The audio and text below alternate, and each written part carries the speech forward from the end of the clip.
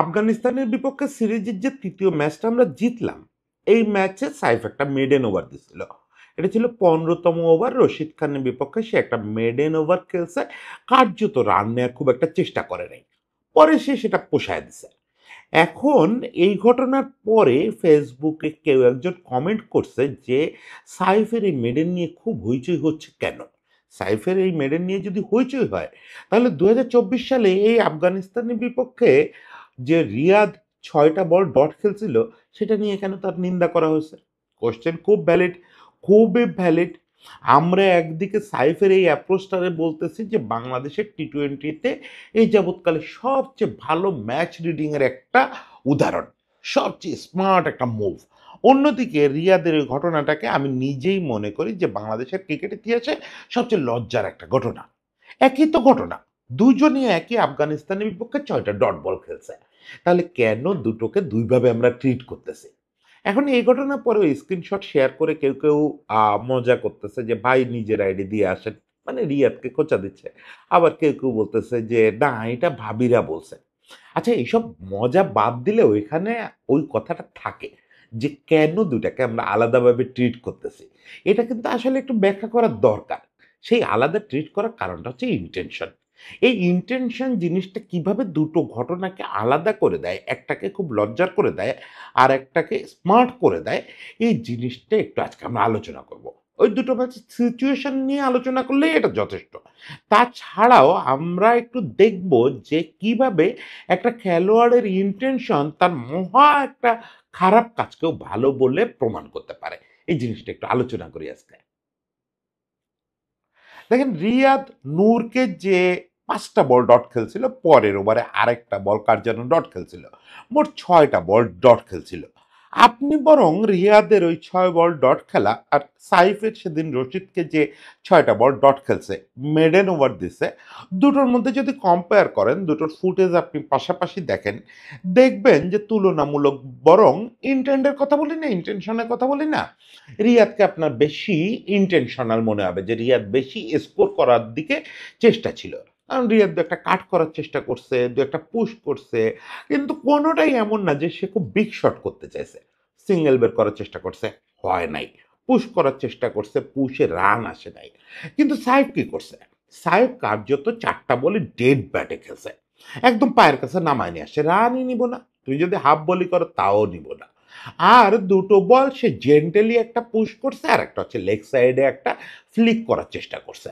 সে ফ্লিকের ভিতরে কোনো ইন্টেনশন ছিল না যে রান নিব, মানে সোজাসুজি 6 বলে আমি রান নিব না। তাহলে আপনি বলবেন যে এই শুরুতেই তো ইন্টেনশনে ধরা খেয়ে গেল সাইফ, ইন্টেনশনে তো বরং রিয়া দাগায় গেল। এই জায়গায় আসলে আমাদের শুরুতে একটু ম্যাচ অ্যাওয়ারনেস নিয়ে আলাপ করতে হবে। আমরা ইন্টেনশনের ফিলোসফিক্যাল একটা আলাপ আছে, সেটা একটু পরে করি। আগে ম্যাচ দুটো সিনারিওটা দেখেন। প্রথমত হচ্ছে রিয়াদরে যে কারণে আমরা ওই ঘটনাটা খুব লজ্জার বলি, সেটা হচ্ছে ম্যাচটা কি ছিল। ম্যাচটা ছিল কার্যত আমাদের জন্য কোয়ার্টার ফাইনাল। আফগানিস্তানের বিপক্ষে শুধু কোয়ার্টার ফাইনাল না, বিশেষ ধরনের কোয়ার্টার ফাইনাল। শুধু জিতলে হতো না, ওই যে টার্গেটটা ছিল, আফগানিস্তান 116 রানের টার্গেট দিছিল, ওই টার্গেটটা আমাদেরকে 12 ওভারের মধ্যে অ্যাচিভ করতে হতো। 12 ওভারের মধ্যে অ্যাচিভ করলে আমরা চলে যেতাম সেমিফাইনালে।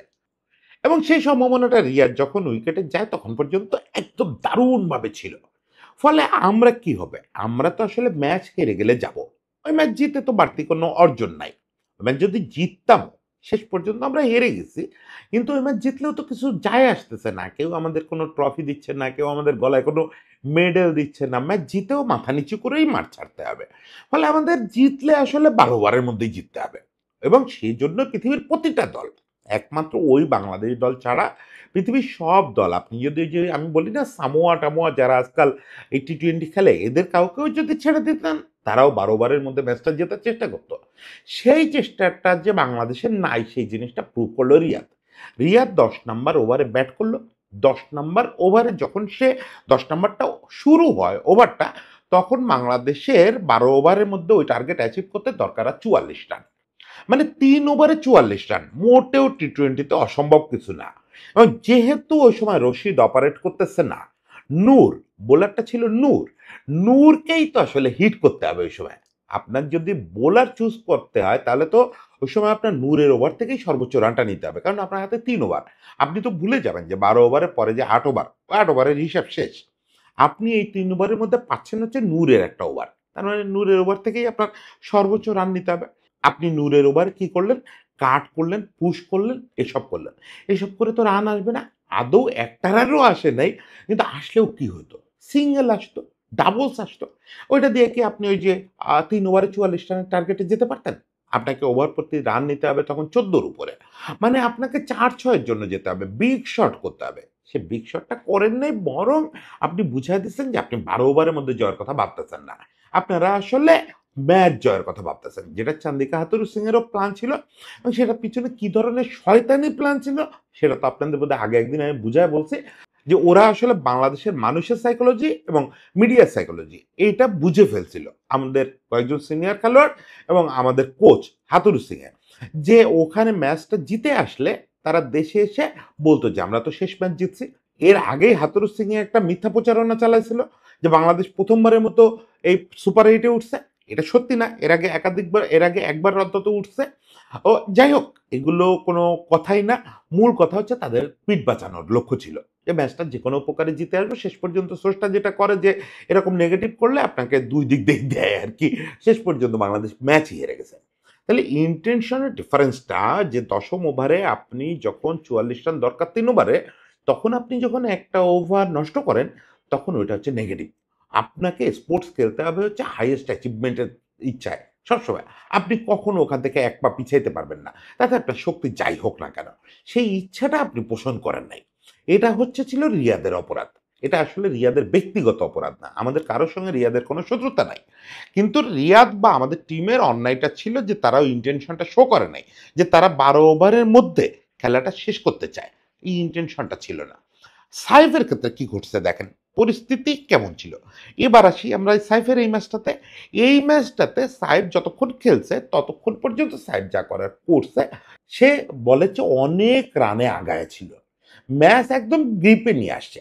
সে যখন ওই ওভারটা খেলে, 15তম ওভারটা শুরু করে, তখন আমাদের আস্কিং রান রেট 6-এর নিচে নেমে আসছে। মানে 30 বলে 35 রান দরকার। টি-20তে তো এটা মানে একেবারেই ফাচুকি একটা লাভ। ফাচুকি শব্দটা ইউজ করলাম, যাই হোক, আসলে ফাচুকি আলাপ। 30 বলে 35 হবে না কেন? সে যদি নাও থাকে এখন, তাহলে তার কর্তব্য কি? ওই 15তম ওভারটায় সে যে স্মার্ট মুভটা দিল, গত 1 বছর ধরে আমরা এই স্মার্টেস্টে শো করতে পারতেছি না। আমরা প্রতিপক্ষের সেরা বোলারের শেষ ওভারটা ঠিক মতো খেলতে পারতেছি না। বিশেষত রশিদের কাছেই আমরা এই ধরাটা বারবার খাচ্ছি, যে রশিদ শেষ ওভারটা আসবে, আমরা কোনোভাবে রশিদকেই চার্জ করতে চেষ্টা করব। রশিদকে টি-20তে চার্জ করা যায় না, এটা তো মোটামুটি প্রতিষ্ঠিত সত্য। Big Bash, IPL, Australia, England, India, দুটি আর বড় বড় টিম চেষ্টা করছে, যাচ্ছে না। এখন এই সম্মানটা তো তাকে দেখাইতে হবে, এই রেসপেক্টটা তাকে দেখাইতে হবে যখন আপনার হাতে ওই বিলাসিতা করার সুযোগ আছে। সাইফের হাতে আছে, সাইফ দেখছে যে এই ওভারটা আমি রান না নিলে কি হয়। আমি যদি রশিদের কাছ থেকে একটা রানও না নিই, রশিদ এই মেডেন বিক্রি করে খাইতে পারবে? এই মেডেন ওভারটা যে পাইলো, এটা কোথাও ভাঙাইলে 5 টাকা কেউ দিবে? দিবে তো না। দেই ওরে একটা মেডেন দেই। পরের ওভারগুলোতেই তো আপনি দেখছেন যে সাইফ কি করছে। ফলে দিস ইজ দ্য ডিফারেন্স, যে সে আস্কিং রান রেট সামান্য একটু বেড়ে গেছে, 6-এর উপরে চলে গেছে। 6-এর উপরে চলে গেছে, সেটা মেকআপ করার মতো ব্যাটসম্যান টিমে যথেষ্ট আছে। এখন এখানে আরো একটা জিনিস মনে রাখতে হবে। হ্যাঁ, সাইফ হয়তো কি করতে পারতো, যে জেন্টেল পুশটা করছে যা বা যে ফ্লিকটা করছে, 3টা তো একবারে ওই যেটা বললাম ডেড ব্যাটে ইয়ে করছে, ডিফেন্স করছে। ওই জেন্টেল পুশ বা ফ্লিকে হয়তো সিঙ্গেল বার করার চেষ্টা করতে পারতো। সেটাও সে না করার যেটা কারণটা হচ্ছে যে তখন ওই প্রান্তে মাত্রই উইকেটে আসা সোহান। সোহানের প্রতি তার অশ্রদ্ধা আছে বা আস্থার অভাব আছে, এটা আমি বলতেছি না। কিন্তু আপনি যখন মাত্রই উইকেটে যান, আপনি যদি সূর্যকুমার যাদবও হন, আপনার উপরে ওই প্রান্তের ব্যাটসম্যান এই প্রেশারটা দিতে চাইবে না, যে ভাই রশিদ খান রে খেলেন, এই চাপটা কেন দিব? আমি সেট উইকেটে, চাপটা আমি নেই, আমি রশিদ খানরে অ্যাবজর্ব করে ফেলি, তারপরে সোহান ভাই খেলে বের করে দিক। আমি পরে বলে আউট হয়ে যাবো না, পরের ম্যাচে পরের ওভারটাই আমি আউট হয়ে যাবো না, সোহান ভাই ম্যাচ বের করে নিবে। ওই বিলাসিতা করার তো তার সুযোগ আছে, ফলে সে একদমই চান্স নেয় নাই। সে সিঙ্গেলও বের করে নাই, যে সিঙ্গেল বের করলেই তো সোহান ভাই এক্সপোজ হয়ে যাবে। সোহান ভাই এখনো পর্যন্ত এই ম্যাচে কোনো বলই খেলে নাই, তাহলে সোহান ভাইকে কেন আমি স্ট্রাইক দিব? This is smartness. এই জিনিসটা তো আমরা খুঁজতেছি, গত 10-15 বছর ধরে এই জিনিসটা খুঁজতেছি। আমরা দেখছি কি, এখন রিয়াদ পার্সোনালি নেন কিনা, আমার কন্টেন্ট উনি দেখার কথা না, তারপর পার্সোনালি নেন কিনা এটা তো সবচেয়ে বেশি এই আকাম করছেন রিয়াদ, যে টেল হচ্ছে ব্যাটিংয়ে তার সঙ্গে উনি প্রায়শ ওভারে প্রথম বলে সিঙ্গেল দিয়ে মুস্তাফিজরে পাঠিয়ে দিয়েছেন, বা আমাদের ইভেন নাহিদ রানারে পর্যন্ত 5 বল খেলায় ফেলছে। এই ঘটনা তো ঘটছে, ওয়ানডেতে ঘটছে, টেস্টে ঘটছে। আমরা টেল ইউজ করতে পারি নাই ঠিক মতো। আমাদের সিনিয়র ব্যাটসম্যান বা যে সেট ব্যাটসম্যান, সে যে লম্বা সময় ধরে টেলকে শিল্ড করে রেখে নিজে ব্যাট করে যাবে, এটা তো হয় নাই। আমি সোহানকে টেল বলতেছি না, কিন্তু সোহান তো মাত্র উইকেটে আসলো, তাকে পর্যন্ত সাইফ এক্সপোজ করতে দেয় নাই। মানে কতটা স্মার্টনেস জিনিসটা, এবং সে জানে যেটুকু আছে এটুকু আমি ছাড়াও হয়ে যাবে, আমাকেই শেষ করতে হবে এমন কোনো কথা নেই। পরে বসে সে নিজেই শেষ করছে। হ্যাঁ, এই কথাটাই এবার মানে যে জায়গাটা আমরা ইন্টেনশনের একটা বড় জায়গাটা আসবে, সেটা হচ্ছে যে সাইফ যদি পরে ছক্কাগুলো মারতে না পারতো, তাহলে আমরা কি সাইফের এই কাজটাকে স্মার্টনেস বলতাম নাকি গাধামি বলতাম? এই আলোচনাটা খুব জরুরি। এবার আসেন এই মৌলিক আলোচনায়, যে যদি সাইফ এই ওভারটা মেডেন দেওয়ার পরের ওভারের প্রথম বলে তো স্ট্রাইক পেতে পারত না, দ্বিতীয় বলে সে যদি আউট হয়ে যেত, তখন কি হতো? এবং ধরা যাক বিস্ময়কর কারণে বাকি ব্যাটসম্যানরা ফেল করলো, বাংলাদেশ ম্যাচই হেরে গেল, তখনও কি আমরা সাইফের প্রশংসা করতাম? না, এরকম গণ প্রশংসা তখন আর হতো না, তখন সাইফের একটা গণ গালিগালাজ হতো। কিন্তু আমরা যদি স্পোর্টসকে একটু মানে স্পোর্টসের জায়গায় বা জীবনের জায়গা থেকে যদি স্মার্টনেস কি আর খ্যাত কি, মানে গাধামি কি, এই ডিফারেন্সটা করতে যাই না, তাহলে এটা 2 বছর পরে হলেও আমাদেরকে স্বীকার করতে হলো, তাহলে এটা 2 বছর পরে হলেও আমাদেরকে স্বীকার করতে হতো যে Saif did a smart job. কারণ কি, সাইফ তো স্মার্ট ইন্টেনশনটা শো করছে। এই ইন্টেনশন জিনিসটা পৃথিবীতে যে কত গুরুত্বপূর্ণ, আমি একটু আগে ভাবতেছিলাম যে ইন্টেনশন কি শুধু স্পোর্টসে, স্পোর্টসের অন্যান্য অঙ্গনেরও উদাহরণ দিচ্ছি। আগে একটু জীবন থেকে দেখেন, একটা লোক যখন কোনো একটা হত্যাকাণ্ডের মতো অপরাধও করে ফেলে, তখনও কিন্তু আদালত জানতে চান তোর মোটিভ কি ছিল, কেন এই খুনটা করছো। মানে ডাইরেক্ট একটা লোককে খুন করছে বলেই আদালত ফাঁসি দিয়ে দেয়, এটা কিন্তু সবসময় হয় না। এক একটা মোটিভে এক এক রকম সাজা হয়, সাজা তো হবেই। তুমি যেহেতু এত বড় একটা অপরাধ করছো, একটা প্রাণ নিয়ে ফেলছো, সাজা তো হবেই। কিন্তু আদালত মোটিভ দেখতে চান, যে তুমি কি আত্মরক্ষার্থে হত্যা করছো, নাকি তুমি কোনো একটা প্রতিশোধ নিতে হত্যা করছো, নাকি পরিকল্পিত হত্যাকাণ্ড। এগুলো আদালত দেখে না, এগুলো তো আপনারা পত্রপত্রিকায় পড়েন, এগুলোর জন্য তো আইন বোঝা লাগে না। আইনজীবীরা এগুলো বোঝানোর চেষ্টা করেন যে না, আমার মক্কেল এই কারণে এই করছে। কারণ কি? কারণ হচ্ছে ইন্টেনশন। ওটাকে আদালত মোটিভ হিসাবে বলেন, আমরা খেলায় ওটাকে ইন্টেনশন বলি। আদালতের কাছেও তার মানে ইন্টেনশন খুব গুরুত্বপূর্ণ। এমনকি স্রষ্টার কাছেও ইন্টেনশন গুরুত্বপূর্ণ। এই শুনবেন না যে ধর্মে আমরা বলি, সব ধর্মে যে কে কি মনোবাঞ্ছ, শোনেন না যে সব ধর্মে আমরা বলি যে কে কি মনোবাসনা নিয়ে কোন কাজটা করছে, কার নিয়তটা কি ছিল, এটা খুব গুরুত্বপূর্ণ। এর রেজাল্ট যাই হোক না কেন, স্রষ্টাও কিন্তু এই নিয়তটা দেখেন বা মনোবাসনাটা দেখেন, যে তোমার শুরুটা কি ছিল। ফলে জীবনের ক্ষেত্রে ইন্টেনশনটা খুব গুরুত্বপূর্ণ, আপনার ভেতরের ইন্টেনশনটা খুব গুরুত্বপূর্ণ। আমি স্পোর্টস থেকে একটা মজার উদাহরণ দিই, ক্রিকেটের বাইরে আপনি যখন ফুটবল খেলা দেখবেন, ফুটবলে দেখবেন যে ওই যে গোলকিপার অনেক সময় তার নিজের ডিফেন্সের সঙ্গে পাসিং করতে থাকে।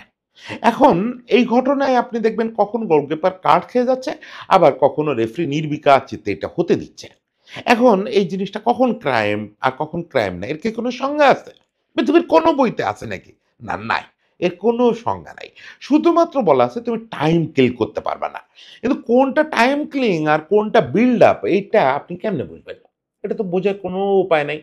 আপনি প্রতিবারই গোলকিপাররে যেয়ে বলতে পারেন, "এ বেটা তুই টাইম কিল করার জন্য এটা করতেছিস।" আবার প্রতিবারই গোলকিপাররে যেয়ে বলতে পারেন যে, "না, এইটা আসলে ও বিল্ড আপ করতেছে, এইজন্য টাইম নিচ্ছে। ও নিজের খেলোয়াড়দের মধ্যে পাসিং করতেছে।" না, রেফারি তো এই কারণে রোবট না। রেফারি ওই সময় পরিস্থিতি বোঝে যে ঠিক কি পরিস্থিতিতে এটা করতেছে। ওর ইনটেনশন কি? ওকে বল নিজের অর্ধেই রেখে দিতে চাচ্ছে? নিজেদের পায়েই রেখে দিতে চাচ্ছে? নিজের পায়ে তো এত সেকেন্ডের উপরে রাখলে কার্ড খাবেই। কিন্তু এই যে বারবার নিজের মধ্যে বল দেয়া নেয়া করতেছে, এটাও তো একটা সার্টেন টাইমে করলে আপনি কাট খাবেন। কারণ টাইম কিল করতেছেন আপনি, টাইম কিল করতে পারবেন না। তখন রেফারিকে দেখতে হয় ইনটেনশনটা কি? ওর ইনটেনশন কি খেলা বিল্ড করা? খেলা বিল্ড করা হলে রেফারি এটা নিয়ে কথা বলে না। আর যদি বোঝে ও টাইম নষ্ট করতেছে, তাহলে কার্ড দিয়ে দেবে। কার্ড দিয়ে দেবে, ইভেন রেড কার্ডও হইতে পারে। এমনকি এইটা তো রেফরির প্রসঙ্গ বাদ দেন। আমরা খেলায় কি দেখি? যখন একটা খেলোয়াড় ড্রিবল করে আগায়, তখন অনেক সময় একই রকম ড্রিবলের পরে আমরা বলি না, "ধ্যার গোয়ার টিম খেলতেছে, বোরিং ফুটবল।" ইভেন স্পেন আর বার্সেলোনা নিয়ে আপনি যখন ওই যে ২০১১-১২ দিকে এই জিনিসটা খুব আলোচনায় ছিল। একই পাসিং ফুটবল, একই টিকি-টাকা, গার্দিওলার বার্সেলোনা খেলতেছে, আবার স্পেন খেলতেছে। স্পেনের ক্ষেত্রে ওটাকে বলা হচ্ছে বোরিং, যদিও সেটা দিয়ে তারা বিশ্বকাপ জিতছে। আর বার্সেলোনার ক্ষেত্রে বলা হচ্ছে আহ কি মধুর। কারণ কি? কারণ হচ্ছে প্রায়ই স্পেন দেখা যেত নিরর্থক পাসিং করতো প্রতিপক্ষের বক্সের সামনে। মানে কেউ যে গোলে শট করবে ওই জিনিসটাই কারোর মধ্যে দেখা যেত না। কারোর ওই ইন্টেনশনটাই ছিল না। ওরা ফ্রি স্পেসই তৈরি করতো না। ফলে ইন্টেনশন না থাকলে দর্শকই তখন জজ হয়ে যায়। দর্শকই জাজ হয়ে যায়। তারাই বিচার করে ফেলে যে এটা ফালতু, এটা বোরিং, এটা স্পোর্টস হচ্ছে না। আবার যখন ইন্টেনশনটা থাকে তুমি ৩৬ টা পাস দিচ্ছ প্রতিপক্ষের বক্সের সামনে, তারপরেও দেখা যাচ্ছে যে ওরা আসলে ওই ৩৬ টা পাসের মধ্যেই খুঁজতেছে যে স্ট্রাইকার কখন বেস্ট পজিশনে, স্ট্রাইকার না, কখন বেস্ট পজিশনে একটা খেলোয়াড় বল পায় যাতে গোল হয়। ফলে ইন্টেনশনটা জীবনে খেলাধুলায় সব জায়গায় গুরুত্বপূর্ণ। এই জিনিসটা আমাদের এখন প্রজন্ম তুলে কথা বললে আপনারা বলবেন যে আগের প্রজন্মরে তো আমরাই মাথায় তুলে রাখছি। আমাদের এই যে সাহেবদের সঙ্গে আমাদের আগের টি-20 জেনারেশন বা ক্রিকেট জেনারেশনেরই মূল পার্থক্য হচ্ছে ইন্টেনশনটা। আমার মনে আছে ওয়েস্ট ইন্ডিজের বিপক্ষে একটা ম্যাচ, আমি এক্সাক্ট এখন দিন তারিখ তো দেখে বসি নাই। এই মুহূর্তে বলতে, বলতে মাথায় আসলো। ওয়েস্ট ইন্ডিজ সম্ভবত ১৮০ র মতো রান করছিল। বাংলাদেশ ১ উইকেটে ১৬০ এর কাছাকাছি রান করছিল। তামিম এবং রিয়াদ দুজনই অপরাজিত ছিল। বলেন, এই ম্যাচের আর আপনার কিছু বোঝার দরকার আছে? কে কি ইন্টেনশনে খেলছে? স্ট্রাইক রেট কেমন ছিল? বুঝেন না? ১৬০ মানে ৮ এর নিচে রান রেটে আমরা রান করছি হাতে ৯ উইকেট রাইখা। আমরা ১৮০ চেস করতেছি। তাহলে ইন্টেনশন নিয়ে কথা উঠবে না? ইন্টেনশন নিয়ে যখন কথা ওঠে, আপনার স্ট্রাইক রেট, আপনার এভারেজ এগুলো কোনো ঘটনা না। মূল ব্যাপার হচ্ছে যে আপনি ইন্টেনশন শো করতে পারছেন কিনা। আপনি সত্যিকারের ওখানে জিততে গেছেন কিনা। ওই জিনিসটাই ছেলেপেলে দেখাচ্ছে। এই সাইফরা দেখাচ্ছে যে আমরা ওই ইন্টেনশনটা শো করতেছি। ইভেন আপনি এটা টেস্ট ক্রিকেটেও দেখতে পাবেন। টেস্ট ক্রিকেটে যখন একটা ব্যাটসম্যান কোনো একটা বোলারের পরপর ৭-৮ টা বলে দেখা যায় ২ ওভার মিলে পরপর ৭-৮ টা বলে বিটেন হচ্ছে। কানের পাশ দিয়ে যাচ্ছে বল, পেস বোলার ধরেন। আবার কোনোটা বেরোয় যাচ্ছে বাইরে, কোনোটা ভিতরে ঢুকতেছে, আউট হচ্ছে না। কিন্তু এন্ড অফ দ্য ডে দেখা যাচ্ছে ১০ বলে তার স্কোর 0। আবার অন্য একজন ব্যাটসম্যান ওই একই বোলারকে ১০ টা বলে সে যদি ভিতরে ঢুকতে থাকে, একদম কপি বুক ডিফেন্স করতেছে, বাইরে যেতে থাকলে লিভ করতেছে, কানের পাশ দিয়ে যাইতে থাকলে বডি সরায় নিচ্ছে, স্মার্টলি তারে ক্লান্ত করতেছে ওই বোলারকে। তখন আমরা ওই যে ব্যাটসম্যান বিট হচ্ছে কথায়, কথায়, সেও ১২ বলে ০ করছে, এও ১২ বলে ০ করছে। যে কথায়, কথায় বিট হচ্ছে তার ক্ষেত্রে আমরা বলি এটা একটা ফালতু ব্যাটসম্যান। আর যে আসলে বোলারকে ডমিনেট করে রাখলো ১২ টা বলে আমি রান করলাম না, কিন্তু বোলারকেও কিছু করতে দিলাম না। তুমি এত কারিগরি করছো, আমি রান করি নাই। সে কি করলো? সে বোলারে ক্লান্ত করলো। তাই ইনটেনশনটা বোঝা গেল না? মানে intention make the difference. Intention make the difference. হয়তো প্রতি মুহূর্তে আপনার রেজাল্ট আসবে না। এই কারণে এতগুলো কথা বললাম। এই জীবন, ধর্ম, আদালত এত কিছু বললাম এই কারণে। যে intention make the difference. Saif হয়তো পরের ওভারেই আউট হয়ে যেতে পারত। স্রষ্টার কৃপায় ওইদিন আউট হয় নাই, সে ম্যাচ শেষ করে আসে। তারপরও আমরা সাইফরে ফাঁসির কাঠগড়ায় তুলতাম না। হয়তো তাৎক্ষণিক আমরা ক্ষুব্ধ হতাম। সারা দেশ তাকে রাগারাগি করত। কিন্তু আজকে এই যে এতগুলো বছর পরেও রিয়াদের ওই কাণ্ডটার বা রিয়াদের একার না, পুরো ওই ন্যাশনাল টিমের ২০২৪ সালের ওই কাণ্ডটার আমরা সমালোচনা করি, নিন্দা করি, লজ্জা প্রকাশ করি। সাইফকে নিয়ে এটা কখনো করতাম না আমরা। বরং যত সময় যেত আমরা উপলব্ধি করতে পারতাম যে সাইফ একটা স্মার্ট মুভ দিছিল। এই জিনিসটা শুধু সাইফ না, এই জিনিসটা দেখবেন আমাদের ছেলেপেলেদের ভিতর আস্তে, আস্তে গ্রো করতেছে। যে আসলে স্মার্টনেসটা কি? এই ২ দিন আগেও এই সম্ভবত এশিয়া কাপেও আমরা দেখছি রশিদের লাস্ট ওভারে হৃদয়ের লাস্ট বলে বা লাস্টের আগের বলটায় মারতে গিয়ে আউট হয়ে গেছে। আপনি রশিদকে চিনেন না? রশিদের লাস্ট বা লাস্টের আগের বলে আপনি ক্যালকুলেটিভ রিস্কই বা কেন নিবেন? আপনার সময় আছে হাতে। পরের ওভারে রিস্ক নেন। এই জিনিসগুলো আপনি যত বেশি শিখবেন, যত ম্যাচ রিড করতে বুঝবেন যে আমি কি বাইল্যাটারাল সিরিজ খেলতেছি কিনা, আমার কি সিরিজ অলরেডি জেতা হয়ে গেছে কিনা, আমার এই মুহূর্তে রান রেট কত, আস্কিং রান রেট কত, ম্যাচের এই মুহূর্তে কোথায় আছি, কতটা ডিপে আর ঢুকতে পারি, বোলারটা কে, তার হিস্ট্রি কি, এগুলো যত বেশি রিড করতে পারবেন ওই 22 গজে দাঁড়ায় তত আপনি স্মার্ট হয়ে উঠবেন। আর যত বেশি এই সব কিছু ভুলে গিয়ে আপনি নেগেটিভ খেলা খেলবেন যে কোনো ক্রমে দিনটা কাটায় আসি, নামের পাশে একটু নট আউট যোগ হোক, অ্যাভারেজ বাড়ুক, তত বেশি আপনি নিন্দিত হবেন। এন্ড অফ দ্য ডে হয়তো আপনার নামের পাশে অনেক কিছু থাকবে। কিন্তু লোকজন আপনাকে ওই নিন্দার চোখেই দেখবে। কারণ ইনটেনশন মেক দ্য ডিফারেন্স।